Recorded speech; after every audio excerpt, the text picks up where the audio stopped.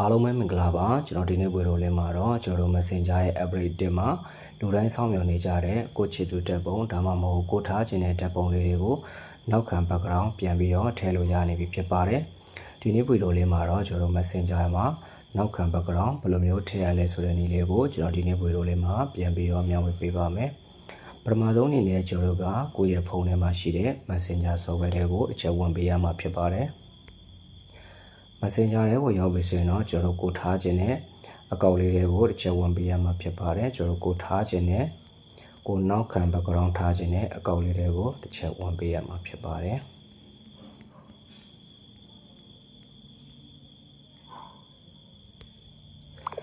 ကိုနောက်ခံ background ထားမယ်အကောင့်လေးတွေကိုရောက်ပြီဆိုရင်တော့ကျွန်တော်အပေါ်ညာဘက်တောင်မှရှိတဲ့ i ပုံစံအစက်လေးကိုတစ်ချက်နှိပ်ပေးရမှာဖြစ်ပါတယ်ပြီးသွားရင်တော့ကျွန်တော်တို့အပေါ်ဆုံးမှာရှိတဲ့အပြောင်လေးနဲ့ဒီဆိုတဲ့နေရာလေးကိုတစ်ချက်နှိပ်ပေးလိုက်ပါဒီနေရာမှာဆိုရင်တော့ကျွန်တော်တို့တူပေးထားတဲ့နောက်ခံ background တွေကိုလည်းထည့်လို့ရမှာဖြစ်ပါတယ်ကျွန်တော်တို့ရဲ့ဖုန်းထဲမှာရှိတဲ့ဓာတ်ပုံကိုထည့်မှာဖြစ်တဲ့အတွက် image ဆိုတဲ့နေရာလေးကိုတစ်ချက်နှိပ်ပေးလိုက်ပါ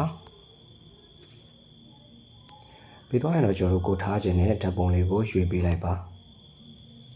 ရွေလို့ပြီးသွားပြီဆိုရင်တော့ကျွန်တော်တို့အောက်မှာရှိတဲ့ save ဆိုတဲ့စာကြောင်းလေးကိုနှိပ်ပေးလိုက်ပါ